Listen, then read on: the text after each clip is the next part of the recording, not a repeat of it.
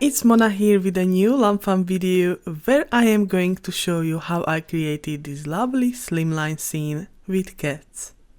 For this project I will use the Meow You Doin, Keep on Swimming, Say What Pets, Scripty Bubble Sentiments, On the Mend, Love Letters, Rub a Dub Dub, Tiny Halloween, Be Mine stamp sets, and from the dies the scalloped slimline with hearts in portrait orientation, the magic iris birdhouse add-on, and the grassy hillside borders. And last but not the least, the cloudy stencils. I stamped the images with my Misty to a Nina Solar white cardstock with Jack Black ink pad, and before the coloring I am giving a quick heat set to the images. I never skip this process, this will fix the images more and it will prevent ink smearing. Now let's start with the coloring. I will show you how I color a seal point cat. I have a template for it to show you the steps I will make during the coloring process. If you need, just check back here and this will help you a lot. Now I am using warm tone grey Spectrum Noir Illustrator markers, but you can use any type of markers you have. If you want to get this look, just use warm toned grey markers, or you can try it with other colors as well. I am starting coloring the ears and the end of the legs and tails with my darkest color, which looks almost like black, but it's not. I am using BG10. Then I am continuing with BG6, which is a way lighter mid-tone grey color, but it's dark enough to blend the previous color away. I am doing shading with it too. Next I am continuing with the BG4 and blending the previous shade with it to get a nice smooth transition.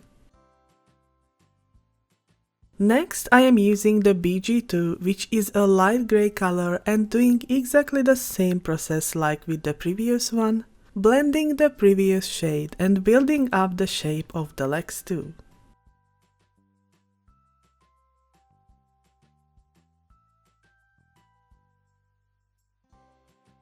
The following step is to blend the white pieces together with the coloring. I have used my lightest color BG05 to get this look. And the coloring process is actually done. If you want to add more contrast, just repeat the same process once more. The next step is to add highlights. First I am adding softer highlights with a white pencil. Maybe it's hard to see through my camera, but it makes the cat so shiny. For this process I am using Polychromos white pencil and I am fading the lighter parts. Don't push the pencil, try to make it with relaxed hand, very gently with circular motions, like when you are doing ink blending, but not with that pressure. After the soft lights I am switching from white pencil to white pen and I am creating shiny highlights with it like this. I know cats are not shining like this in the real life, but I like to add highlights to my glitter images. Now I am continuing with the coloring on the other images too. I speed this process up, but you can slow it down with the video settings in the lower corner down below, and I will talk again soon.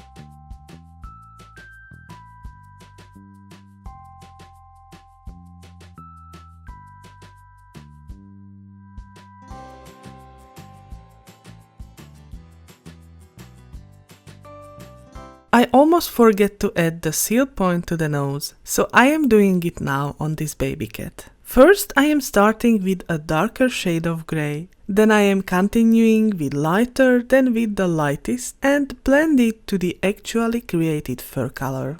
When the coloring was done, I added highlights again. Then I fussy cut the images off camera to save you a little time. Next I cut a 3 by 8 inches card front from Nina's Solar White cardstock, where I am going to make a sky with a cloudy stencil and Distress Oxide inks. I am starting with Blue Pin Sketch, then I am continuing with Salty Ocean,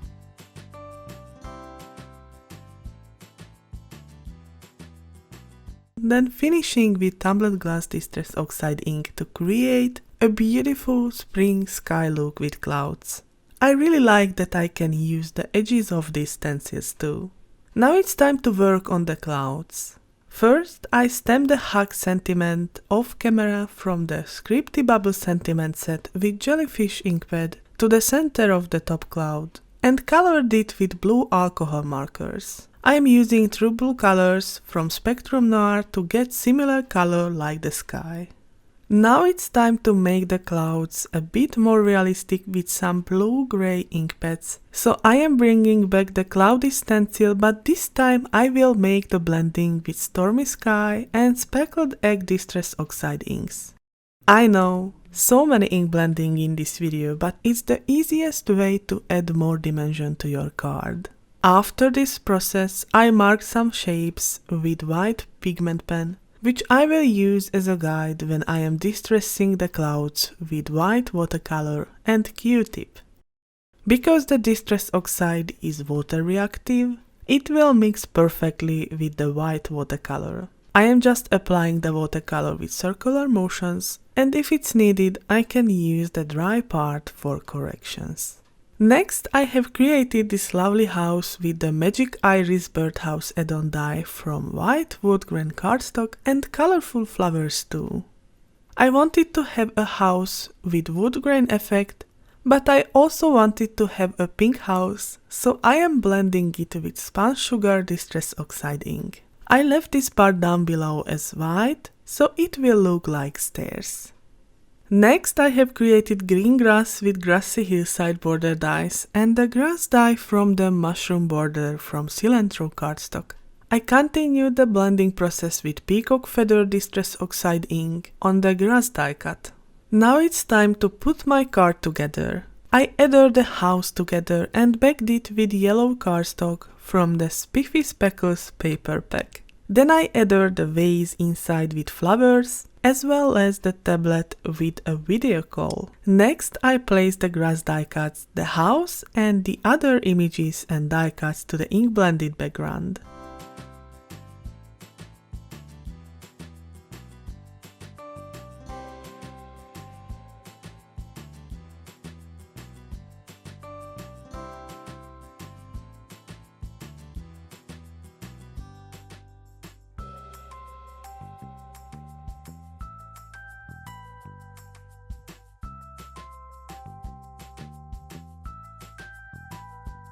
Then I added it to this cardstock with the scalloped Slimline portrait die as a frame, which I added to 3 5/8 by 8 5/8 inch piece cardstock called Pink Tutu. Then I added it to the card base and continued with the same building process. When it was done, I stamped Mom word from the Rub-a-Dub-Dub stamp set below the hugs with black ink, and this is the finished Slimline card. In the end, I decided to add some highlights to the greenery and the flowers with white pen. Thank you so much for joining me. I wish you an amazing day. Bye!